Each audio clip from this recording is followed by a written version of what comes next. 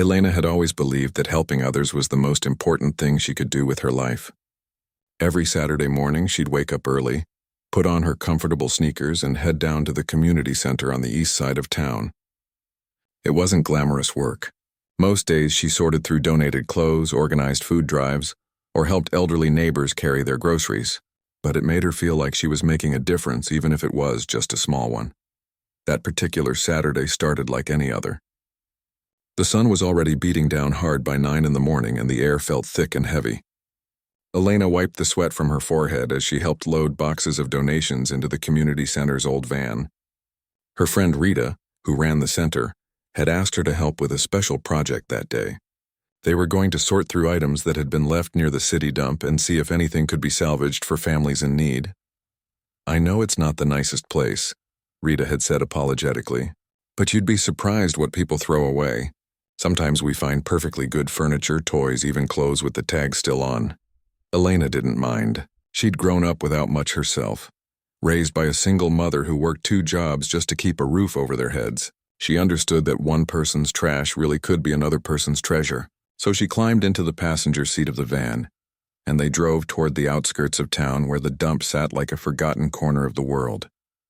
The smell hit them before they even got out of the van. It was that particular mixture of rotting garbage, old food, and things left too long in the sun. Elena tried not to breathe too deeply as she opened her door. The dump stretched out before them, a landscape of discarded lives and forgotten belongings.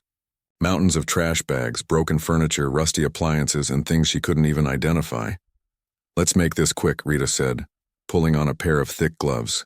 "We'll check that area over there where people sometimes leave furniture." They walked carefully through the debris, watching their step. Elena had brought a pair of work gloves and was glad for them as she began sorting through a pile of items. She found a lamp that just needed a new bulb, some books that were still in decent shape, and a wooden chair that was sturdy despite a few scratches. She was bent over, examining a box of kitchen items when she heard it. At first, she thought it was a cat. A small, weak cry that barely cut through the hot afternoon air. She paused, listening. There it was again. But something about the sound made her heart skip. "That wasn't a cat. Rita," she called out, her voice suddenly urgent. "Do you hear that?" Rita stopped what she was doing and listened. "Hear what?" "That sound. That crying." Elena was already moving, following the noise. Her heart was pounding now, a sick feeling growing in her stomach. "Please don't let it be what I think it is," she thought. The crying got louder as she climbed over a pile of trash bags. And then she saw it. A flash of pink among the garbage. She rushed forward, not caring about the trash she was stepping through, not caring about anything except getting to that sound. There, partially hidden by a black garbage bag, was a bundle wrapped in a pink blanket. And the bundle was moving. "Oh my God," Elena breathed. Her hands were shaking as she reached down and carefully pulled the blanket toward her. "Rita, call 911. Call them right now." She heard Rita shouting behind her, heard the panic in her friend's voice as she made the call, but Elena's entire focus was on the tiny face that emerged from the pink blanket. A baby, a newborn baby, her face red from crying, her tiny fists clenched. Elena's training kicked in. She'd taken a first aid course 2 years ago, and she tried to remember everything they'd taught her. "Don't panic. Keep the baby warm. Check for breathing." She carefully lifted the infant into her arms, cradling her against her chest. The baby was so small, so light. She couldn't have been more than a few days old. "It's okay, sweetheart," Elena whispered, her voice cracking. "I've got you. You're safe now. You're safe." The baby's cries were weak, barely more than whimpers. Elena could feel how thin she was through the blanket. How long had she been out here? Who would do something like this? The questions spun through her mind, but she pushed them away. Right now, all that mattered was keeping this little one alive until help arrived. "They're coming," Rita said, appearing beside her. Her face was pale with shock. "The ambulance is coming." They said 5 minutes. Those 5 minutes felt like an eternity. Elena sat down right there in the middle of the dump, holding the baby close, talking to her in a soft, steady voice. She unwrapped the blanket slightly to check the baby over. She seemed to be breathing okay, but she was so tiny, so fragile. Her little lips looked dry and her skin felt hot to the touch. "Stay with me, little one," Elena murmured. "Help is coming. Just stay with me." She looked down at the pink blanket the baby had been wrapped in, It was old and worn with stains and tears in several places, but there was something about it. Something that made Elena's breath catch in her throat. In one corner, she could see faded embroidery. Letters barely visible anymore. She squinted, trying to make them out. ER, her initials, her exact initials. A strange feeling washed over her, something she couldn't quite name. It was probably just a coincidence, she told herself. Lots of people had those initials. But still, she couldn't shake the odd sense of familiarity she felt looking at that blanket, like she'd seen it before. Somewhere in a dream she couldn't quite remember. The sound of sirens cut through her thoughts. The ambulance was coming up the dirt road, lights flashing. Elena felt relief flood through her. Help was here. This baby was going to be okay. The paramedics jumped out and rushed over. Elena carefully handed the infant to them, watching as they quickly examined her and wrapped her in clean blankets. One of them, a woman with kind eyes, looked up at Elena. "You saved her life," she said simply. "If you hadn't found her when you did." She didn't finish the sentence. She didn't need to. Elena understood. A police car pulled up right behind the ambulance. 2 officers got out and started asking questions. What time had Elena found the baby? Had she seen anyone else around? Did she notice anything unusual? Elena answered as best she could, but her eyes kept drifting back to the ambulance where they were loading the baby inside. The pink blanket had been left behind in the transfer, lying crumpled on the ground. Without really thinking about it, Elena picked it up. "We'll need that for evidence," one of the officers said. "Of course," Elena said, but as she handed it over, she couldn't help running her fingers over those faded initials one more time. ER. Such a strange coincidence. The ambulance drove away, and Elena and Rita gave their full statements to the police. By the time they were done, Elena felt drained, like all the energy had left her body. They drove back to the community center in silence. Rita tried to talk to her, to process what had just happened, but Elena found she couldn't focus on the conversation. All she could think about was that tiny baby, abandoned in a dump like she was nothing. Like she didn't matter. It made Elena's heart ache in a way she couldn't explain. And that blanket. Those initials. She couldn't get them out of her mind. That night, Elena couldn't sleep. She lay in bed staring at the ceiling, replaying the day over and over. She kept seeing that little face, hearing those weak cries. She thought about calling the hospital, but she knew they probably wouldn't tell her anything. She wasn't family. She was just the person who found her. But something deep inside told her this wasn't over. That finding that baby wasn't just a random act of being in the right place at the right time. There was something more to this story. Something she couldn't see yet but could feel in her bones. She just had no idea how right she was, or how much finding that baby in the dump was about to change everything she thought she knew about her own life. Elena couldn't stop thinking about the baby. 3 days had passed since she'd found her at the dump, and the image of that tiny face wouldn't leave her mind. She'd tried to go about her normal routine, going to work at the grocery store where she was a manager, coming home to her small apartment, making dinner, but everything felt off, like she was going through the motions while her mind was somewhere else entirely. On Tuesday evening, she finally gave in to the urge that had been growing inside her. She needed to know if the baby was okay. She needed to see her again. Elena knew it was probably strange, maybe even inappropriate. She wasn't family. She had no real connection to this child. But the feeling wouldn't go away. She drove to St. Mary's Hospital, the one where the ambulance had taken the baby. Her hands gripped the steering wheel tightly as she parked. What was she even going to say? "Hi, I'm the woman who found an abandoned baby and I just wanted to stop by." It sounded crazy even in her own head. But she got out of the car anyway and walked through the automatic doors into the bright, sterile lobby. She found the information desk and cleared her throat. "I'm here about a baby that was brought in on Saturday," she said to the woman behind the desk. "She was found abandoned. I'm the one who found her and I just wanted to know if she's okay." The woman's expression softened. "Let me make a call for you, honey. Just have a seat." Elena sat in one of the uncomfortable plastic chairs and waited. Her leg bounced nervously. What if they wouldn't let her see the baby? What if they thought she was some kind of weirdo? But 10 minutes later, a woman in her 40s with graying hair and glasses approached her. "Elena Rodriguez?" "That's me." Elena stood up quickly. "I'm Patricia Gomez. I'm a social worker with Child Protective Services. I've been assigned to the baby's case." She extended her hand, and Elena shook it. I heard you're the one who found her. I actually wanted to reach out to you for a follow-up interview. Would you have time to talk? Of course, Elena said. But first, is she okay? The baby, I mean. Patricia's face broke into a warm smile. She's doing remarkably well, actually. She was dehydrated and underweight, but she's a fighter. The doctors say she's going to be just fine. Would you like to see her? Elena felt tears prick her eyes. Really, you'd let me? You saved her life, Patricia said simply. I think you've earned a visit. They took the elevator up to the pediatric ward. Patricia talked as they walked through the hallways. We still don't have any leads on the mother, she said. No missing persons reports that match. No one's come forward. It's like this baby just appeared out of nowhere. How could someone do that? Elena asked, her voice tight. Just leave a baby in a dump? Patricia sighed. You'd be surprised what desperation can make people do. Sometimes it's not about not caring. Sometimes it's about being so scared, so overwhelmed, that you can't see any other option. It doesn't make it right, but it's rarely as simple as people think. They reached a room and Patricia pushed open the door. Inside, a nurse was holding a tiny bundle, feeding her from a bottle. The baby looked so much better than she had on Saturday. Her face wasn't red anymore and she was eating hungrily. Can I hold her? Elena asked softly. The nurse looked at Patricia, who nodded. Of course. Elena carefully took the baby into her arms, supporting her head the way she'd been taught. The infant looked up at her with dark, curious eyes, still drinking from her bottle. Elena felt something shift in her chest.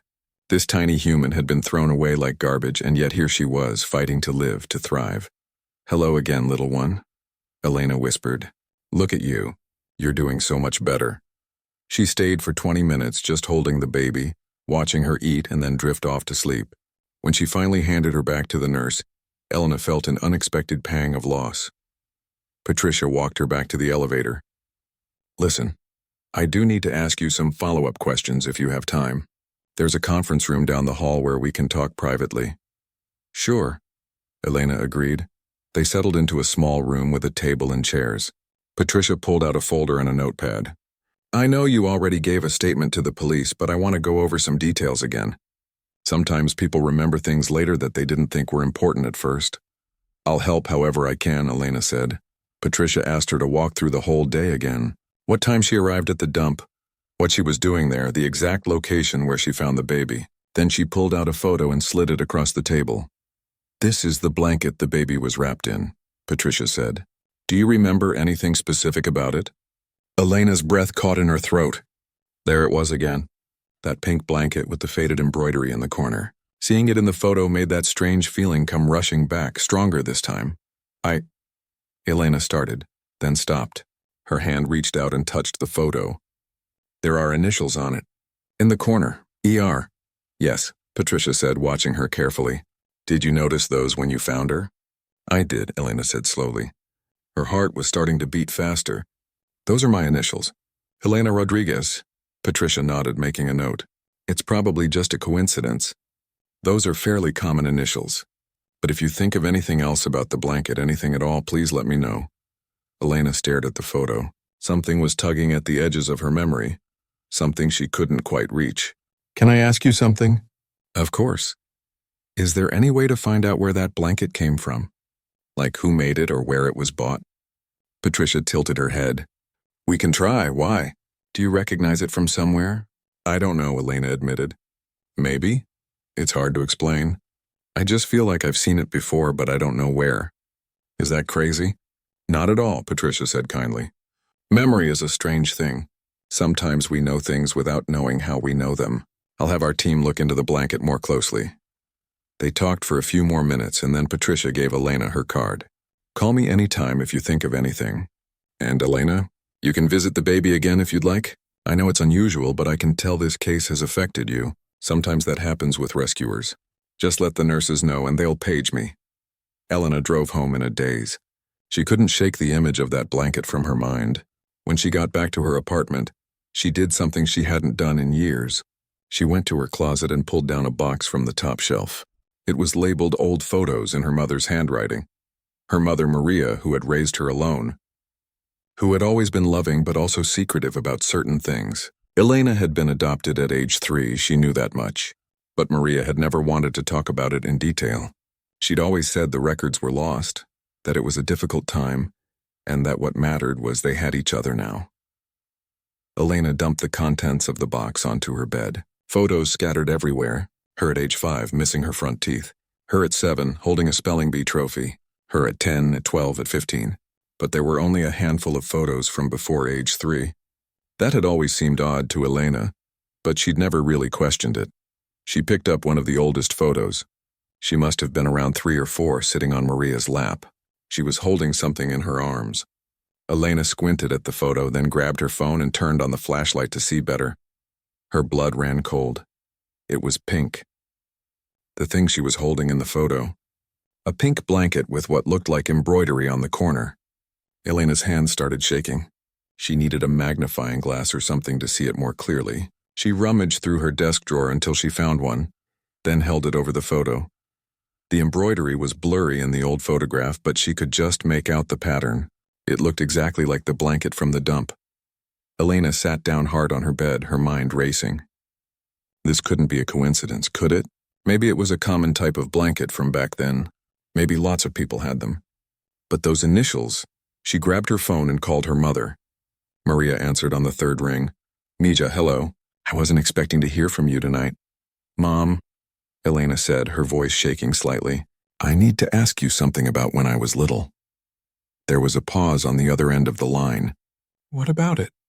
"Do you remember a pink blanket? I have this old photo of me holding one when I was really young, with embroidered letters on it." The silence that followed was too long. "Too heavy, Mom.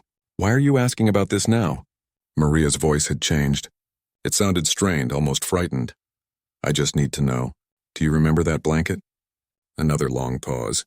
Then quietly, "Yes, I remember it. Where did it come from?" "Elena, why are you digging into this? What's brought this up?" "Mom, please. It's important.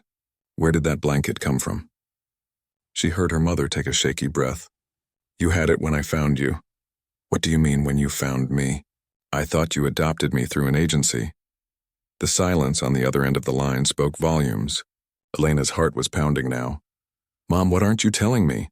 What really happened?" "I think we need to talk in person," Maria said finally. "Can you come over tomorrow?" "This isn't a conversation for the phone. Mom, you're scaring me." "I know, Mija. I'm sorry. But this is complicated and I need to explain it properly. Can you come for dinner tomorrow, please?" Elena agreed, though she barely slept that night. Her mind kept spinning with possibilities, each one more disturbing than the last. What did her mother mean by found her? What was she hiding? The next evening, Elena drove to her mother's house, the same small home where she'd grown up.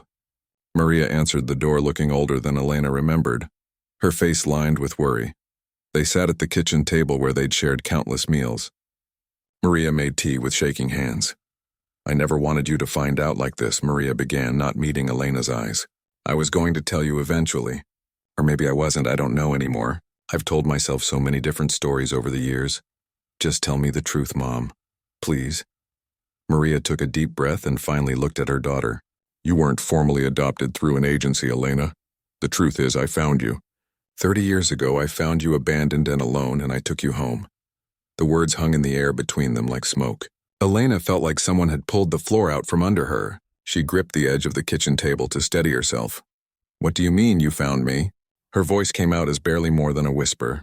Maria's eyes filled with tears. She reached across the table for Elena's hand, but Elena pulled back. She needed space to process this. Her whole life, everything she thought she knew about herself was suddenly crumbling. "I need you to understand," Maria said, her voice breaking. "I need you to understand why I did what I did. Please let me explain everything." Elena nodded stiffly. She wasn't sure she could speak even if she wanted to.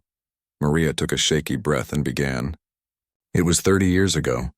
I was 42 years old. I'd been married for 15 years to your father, Roberto. We tried everything to have children. Years and years of doctors, treatments, prayers. Nothing worked. The adoption agencies kept rejecting us because Roberto had a criminal record from when he was young. Just some stupid mistakes with petty theft, but it was enough. We were heartbroken." She paused to wipe her eyes. Elena sat frozen listening. Then Roberto left. Just like that. One day I came home from work and there was a note. He said he couldn't handle the disappointment anymore, that he needed a fresh start. He moved to another state and I never heard from him again. I was alone, completely alone.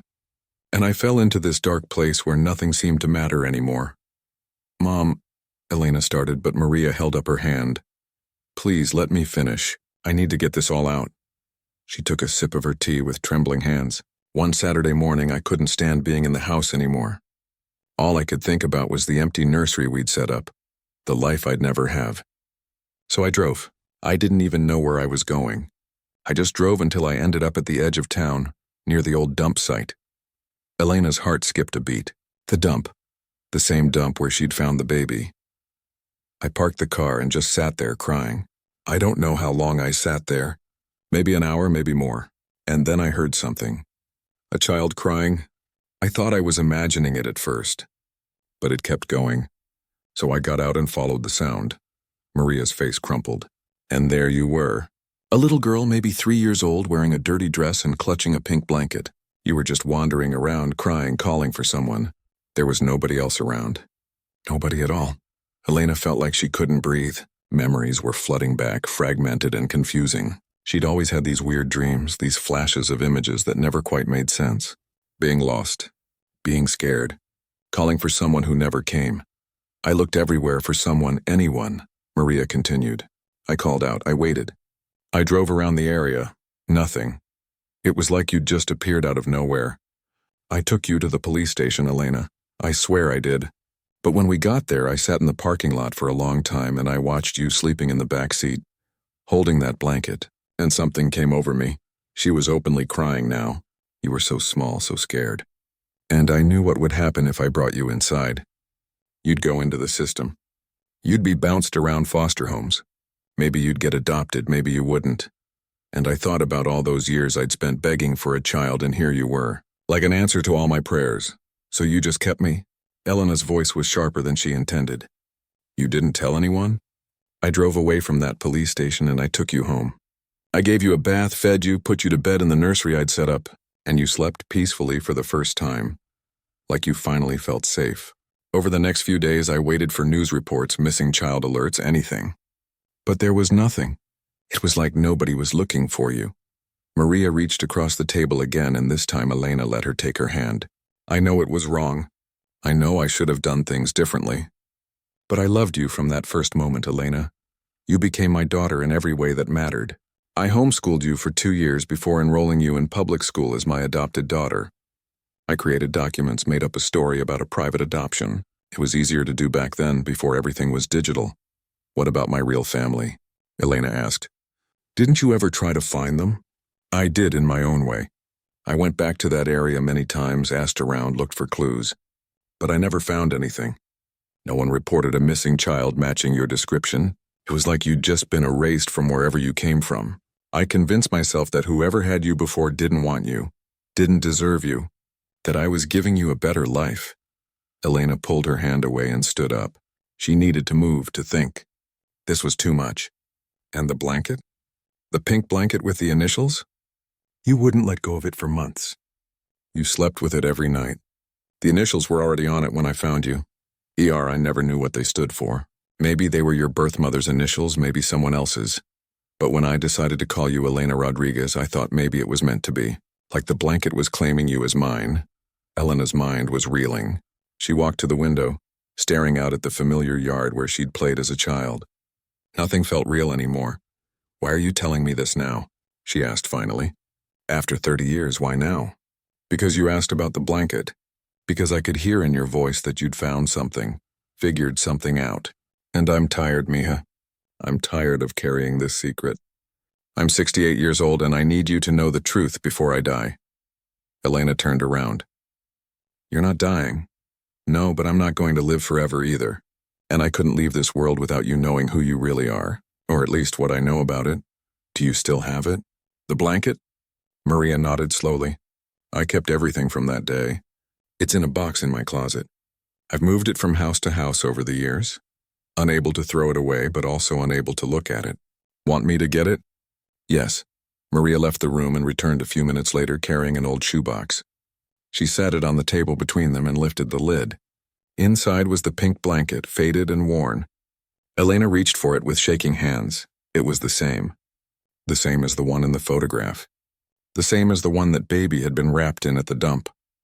The embroidered initials were clearer in person. ER done in a slightly childish hand, like someone had embroidered them by hand a long time ago. There's more in there, Maria said quietly. Elena looked into the box. There was a small, dirty dress, a single child sandal, and a piece of paper folded and yellowed with age. Elena unfolded it carefully. It was a handwritten note, the ink faded but still legible. Please take care of her. I can't anymore. Her name is Elena. Just those 2 sentences. Nothing else. No signature, no explanation. That was pinned to your dress, Maria said. Someone left you there on purpose. But they at least cared enough to tell me your name. Elena sank back into her chair, the note clutched in her hand. Her whole identity felt like it was dissolving. She'd always known she was adopted, but this was different. This was abandonment. This was being unwanted, thrown away like garbage. Just like that baby at the dump. The realization hit her like a physical blow. She looked up at Maria with wide eyes. What is it? Maria asked, concerned. Last Saturday, Elena said slowly, I found a baby. At the dump.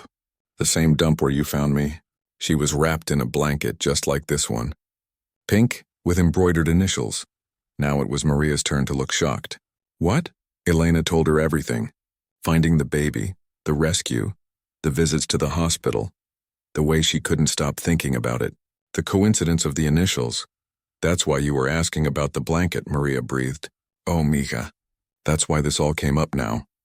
It can't be a coincidence, Elena said. It's the same place, the same blanket. There has to be a connection. But what connection could there possibly be? After 30 years? That was the question Elena couldn't answer. But she knew she needed to find out. She pulled out her phone and dialed the number on Patricia Gomez's card. The social worker answered after 3 rings.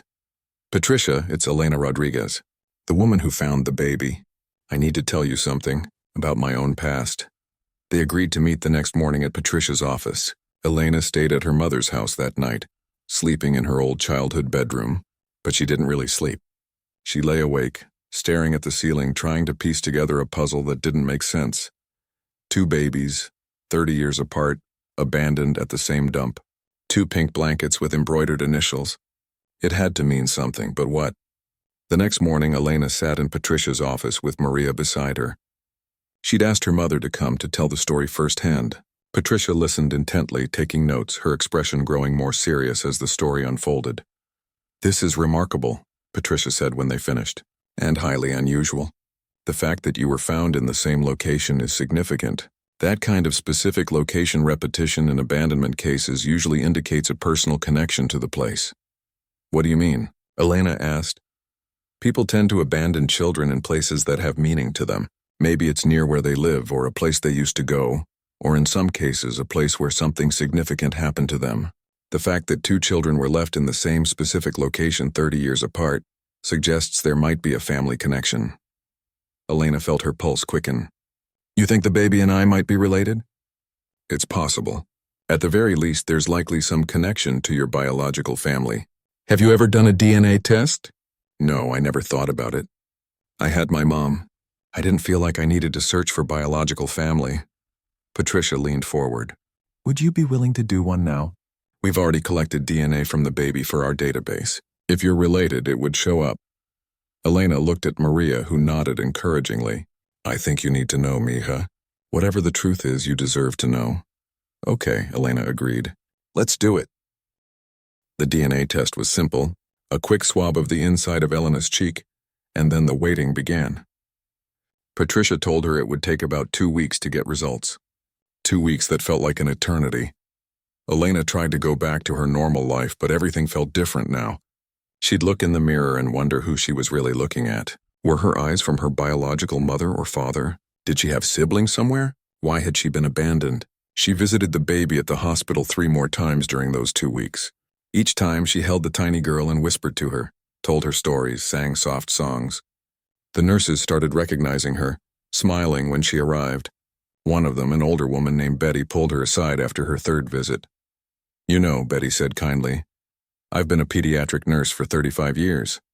I've seen a lot of people come through here, but I've never seen someone visit an abandoned baby the way you do. unless they were planning to foster or adopt. Have you thought about that? Elena had thought about it. Late at night when she couldn't sleep, she'd imagined what it would be like to bring that baby home, to raise her, to give her the kind of love that Maria had given Elena. But she'd always pushed the thought away. She was single, worked long hours, lived in a small apartment. How could she possibly raise a child? I don't know if I'm equipped for that, Elena admitted. Betty smiled. Honey, nobody's ever really equipped. You just learn as you go. But I can tell you this, that little girl responds to you in a way she doesn't respond to anyone else. Babies know. They know who cares.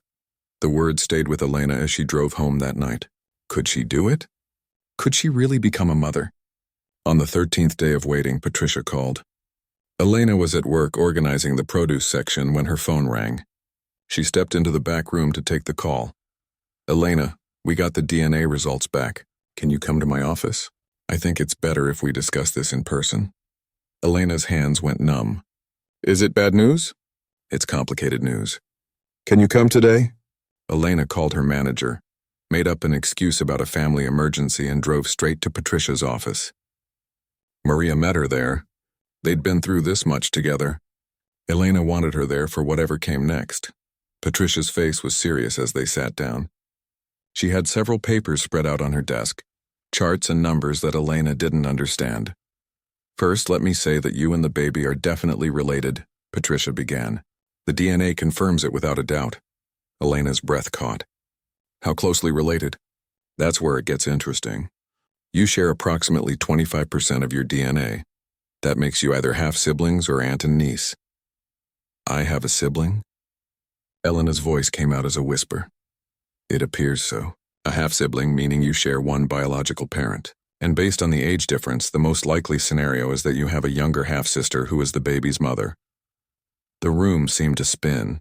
Elena gripped the arms of her chair. A sister, she had a sister. And that sister had abandoned her own baby at the same place where Elena had been abandoned. Do you know who she is? Where she is? Patricia nodded slowly. Once we had the DNA connection, we were able to run it through our system. Your half-sister's DNA was in the database. She's been in and out of the foster care system, homeless shelters, and rehabilitation facilities for years. Her name is Carmen Reyes. She pulled out a photograph and slid it across the desk. Elena picked it up with shaking hands. The woman in the photo was younger than Elena, maybe 25 or 26. She had dark hair like Elena's, similar eyes, the same shape to her face. Looking at her was like looking at a twisted mirror of herself. She's been struggling with addiction since she was a teenager. Patricia continued. In and out of rehab programs. She's currently in a facility about 50 miles from here. When we contacted her about the baby, she broke down. She wants to talk to you. To me. Why? Because she knows about you. She's always known she had an older sister who was abandoned before she was born. It's part of her story, part of what shaped her life. I think she needs to explain. Are you willing to meet with her?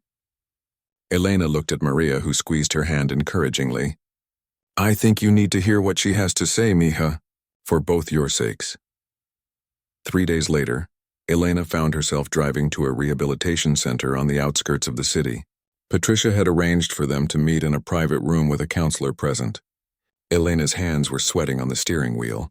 What was she supposed to say to a sister she'd never known existed? A sister who had abandoned her own baby? The facility was a plain brick building surrounded by gardens. Elena checked in at the front desk and was led to a small meeting room with comfortable chairs and soft lighting. She waited, her heart pounding. Then the door opened and Carmen walked in. In person, the resemblance was even more striking.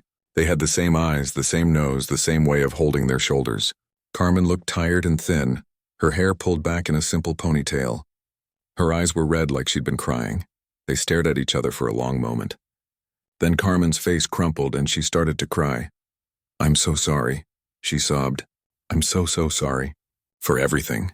Elena didn't know what to do. Part of her wanted to be angry, to demand answers. But another part of her just saw a broken woman who needed help. She got up and awkwardly put her arms around Carmen, who collapsed into the embrace. They sat down together and slowly, Carmen began to tell her story. Our mother's name was Claudia, Carmen began. Claudia Reyes. She was your mother too, though you probably don't remember her. She had you when she was very young, only 17. She was already struggling back then, using drugs, living on the streets sometimes. When she got pregnant with you, she tried to get clean. She really did. Elena listened, tears streaming down her face, but it didn't last.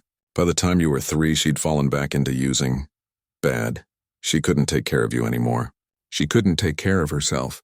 So she made a choice. She left you at that dump because she knew people went there sometimes, knew someone would find you. She thought you'd have a better chance without her. And then what happened? Elena asked. She got pregnant again. With me. About 5 years after she left you. She tried to keep me, tried to raise me. But it was a mess. We moved around constantly. I was in and out of foster care my whole childhood. Mom would get me back for a few months, then lose me again. She'd tell me about you sometimes when she was high, about the daughter she gave up to save. She said it was the hardest thing she ever did, but also the best thing. Because at least one of her daughters got out. Carmen wiped her eyes. She died when I was 15, overdose. I didn't handle it well. I fell into the same pattern she did. Drugs, bad relationships, bad choices. I've been trying to get clean for years, but I keep falling back. The baby, Elena said quietly. Why did you leave her there? Carmen's face twisted with pain. I found out I was pregnant last year. I tried, Elena, I really tried to get clean, to be a mother. But when she was born, I looked at her and all I could see was me. All I could see was the cycle repeating. I was living in my car, no job, no support, still using. I knew I couldn't give her what she needed. She took a shaky breath. Mom had told me about that place, about where she left you. She said someone good had found you there. Someone who gave you a real life. In my messed up head, I thought maybe history would repeat itself. Maybe another good person would find my baby and save her like you were saved. So you knew about me? You knew I'd been found there? I knew the story. But I didn't know you. Mom never told me your name or where you were. She said it was better that way. That you got to have a real family without our mess dragging you down. When the social worker told me you were the one who found my baby, I couldn't believe it. It felt like some kind of sign. Elena didn't know what to think. The whole story was like something out of a movie. Too strange to be real. And yet here they were, 2 sisters connected by tragedy and abandonment and a pink blanket. Tell me about the blanket, Elena said. The pink one with the initials. Carmen's eyes widened. You remember it? I had one. When I was found, it had ER embroidered on it. Mom made 2, Carmen said softly. She embroidered them herself when she was trying to get clean while pregnant with you. ER for Elena Reyes, your original name. She kept both blankets, kept them through everything. She gave me one when I was born. She said it was a connection to you, to the sister I'd never know. When I had my baby, I wrapped her in it. I thought maybe it would bring her luck like it brought you. The pieces were falling into place. Elena pulled out her phone and showed Carmen the photo of herself as a child with the blanket. This is me, the blanket I was found with. Carmen pulled out her own phone, hands shaking, and showed Elena a photo. It was their mother, young and smiling, holding 2 pink blankets with embroidered corners. This was taken before you were born. She was so hopeful then. They sat together for 2 hours, sharing stories, filling in the gaps of each other's lives. By the end, Elena felt exhausted but also strangely lighter. She had answers now. Not all of them, and not the ones she'd hoped for. But she knew where she came from, who her people were. What's going to happen to the baby? Carmen asked as they were preparing to leave. Your daughter? I don't know. She's in state custody. They're looking for a foster family. Carmen nodded, tears falling again. She deserves better than me. Better than all of this. I know that. Elena surprised herself with what she said next. What if I took her? What if I became her foster parent? Carmen looked up, hope and pain mixing in her eyes. Would you do that? Would you really? She's my niece. She's family. And maybe I can give her what someone gave me. A chance. I'd like that, Carmen whispered. I'd like to know she's with family. With someone good. And maybe, when I get better, really better, I could know her. Not as her mother, I gave up that right. But as someone in her life? Elena thought about it. It would be complicated, messy, hard. But then again, family always was. Let's take it one step at a time, Elena said. You focus on getting better. I'll focus on that little girl. And we'll figure out the rest as we go. They hugged again before Elena left. A long embrace between 2 sisters who'd lost years they'd never get back, but maybe, just maybe, had found each other in time to build something new. The process of becoming a foster parent wasn't easy. Elena had expected it to be simple since she'd found the baby and was family, but the system didn't work that way. There were background checks, home visits, mandatory training classes, and endless paperwork. Patricia helped guide her through it all, but there were days when Elena wondered if she was crazy for even trying. Her apartment was too small, she was told. So she found a new place, a 2-bedroom with better light and a small yard. It used up most of her savings, but when she walked through the empty second bedroom and imagined a crib there, a changing table, toys scattered on the floor, it felt right in a way nothing else ever had. Maria was her rock through it all. She helped Elena paint the nursery a soft yellow, helped her pick out furniture and baby clothes, taught her everything she'd never had the chance to teach her about caring for an infant. One evening, as they assembled a crib together, Maria started crying. "What's wrong?" Elena asked, concerned. "Nothing's wrong," Maria said, wiping her eyes. "I'm just thinking about how everything's come full circle. I took you in because I wanted to be a mother so badly. And now you're about to become a mother to your own niece. It's beautiful and heartbreaking at the same time. Do you regret it?" Elena asked. "Taking me in the way you did?" Maria looked at her with fierce love in her eyes. "I regret not being honest with you sooner. I regret letting you believe a lie for so many years. But taking you home that day, raising you, loving you, I will never ever regret that. You are the best thing that ever happened to me." They held each other and cried together, releasing years of complicated emotions. 3 months after finding the baby at the dump, Elena was approved as a foster parent. The day she brought her niece home from the hospital, she felt terror and joy in equal measure. The baby was bigger now, healthier, with chubby cheeks and curious eyes that seemed to take in everything. "Welcome home, little one," Elena whispered as she carried her through the door of their apartment for the first time. Welcome home. She'd decided to call her Hope. It seemed fitting. Hope Rodriguez, at least for now. The name could change if Carmen eventually regained custody or if adoption became possible. But for now, she was Hope. The first few weeks were exhausting. Elena had read all the books, taken all the classes, but nothing really prepared her for the reality of caring for an infant. The sleepless nights, the constant feeding, the worry that she was doing everything wrong. She called Maria at 2 a.m. more than once, panicking about whether Hope's cry meant she was hungry or tired or sick. "You're doing fine," Maria assured her every time. "Every new parent feels this way. You just have to trust yourself." Betty, the nurse from the hospital, visited twice to check on them. She found Elena exhausted but glowing, with Hope sleeping peacefully in her arms. "You're a natural," Betty said warmly. "That baby is lucky to have you." Elena didn't feel like a natural. She felt like she was barely holding it together. But every time she looked at Hope, every time the baby wrapped her tiny fingers around Elena's thumb, she felt a surge of fierce love that made all the exhaustion worth it. She visited Carmen once a month at the rehabilitation facility. At first, the visits were awkward and painful. Carmen would cry when Elena showed her photos of Hope, grieving for the relationship she couldn't have with her daughter. But slowly, over months, something shifted. Carmen started doing better in her program. She attended every session, worked with her counselors, stayed clean. She sent Elena letters about her progress, about the therapy she was doing to deal with the trauma of her childhood. She never asked to see Hope, and Elena respected that boundary. Carmen knew she wasn't ready yet, but on Elena's 6th visit, Carmen had something to show her. She pulled out a piece of embroidery she'd been working on in her art therapy class. It was a small blanket, pink, with initials embroidered in the corner. HR for Hope Rodriguez. "I want her to have this," Carmen said, not to replace the other blankets or their history, but to add to it, to show her that she comes from a line of women who tried, even when they failed, women who loved, even when they couldn't be there. "Will you give it to her someday, when she's old enough to understand?" Elena took the blanket with tears in her eyes. "I will. I promise." As the months passed and turned into a year, Elena found a rhythm to her new life. She cut back her hours at the grocery store and eventually left for a better job with more flexible hours at a community nonprofit. It paid less, but it allowed her to be home more with Hope. She started taking Hope to the community center where she used to volunteer.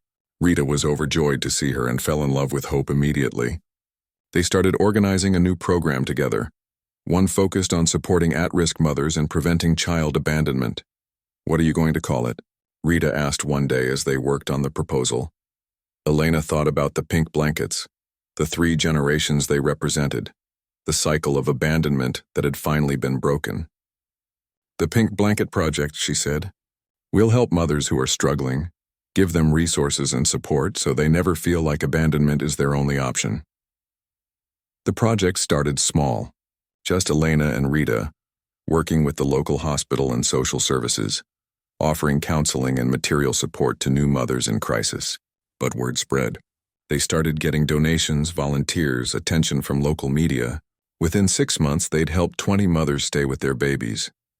Elena told their story to a local news reporter, leaving out the most personal details but sharing enough to make people understand. A woman who'd been abandoned as a child, who'd then saved her own niece from the same fate, now working to break the cycle for other families. The story went viral online. Donations poured in from across the country.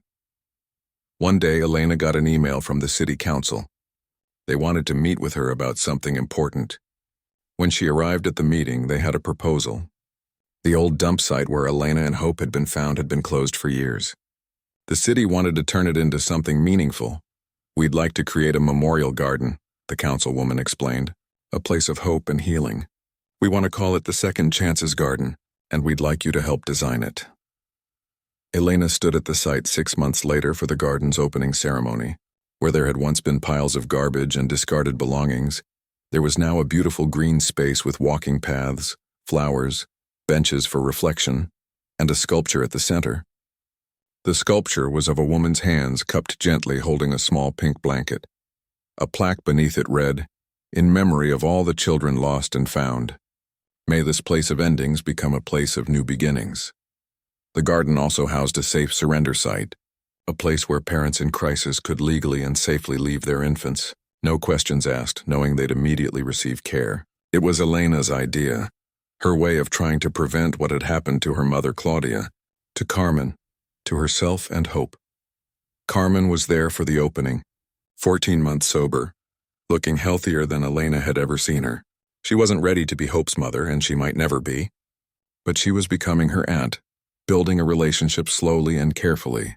She held Hope during the ceremony, tears streaming down her face as she looked at what her sister had built from their shared tragedy. "Mom would be proud," Carmen whispered to Elena. "Not of what she did, but of what you've made from it." Maria stood beside them, her arm around Elena, her hand touching Hope's soft hair. 3 generations bound by love and loss and the determination to do better. That night, Elena sat in the rocking chair in Hope's nursery, holding her sleeping niece and looking at the 3 pink blankets hanging on the wall. The original one she'd been found with, worn and faded. The one Hope had been wrapped in, a connection across the years. And the new one Carmen had made, fresh and bright with promise. 3 blankets, 3 chances. 3 women who'd been abandoned but who'd survived to create something better. Hope stirred in her arms, making the soft sounds babies make when they're dreaming. Elena kissed the top of her head, breathing in that unique baby smell that never got old.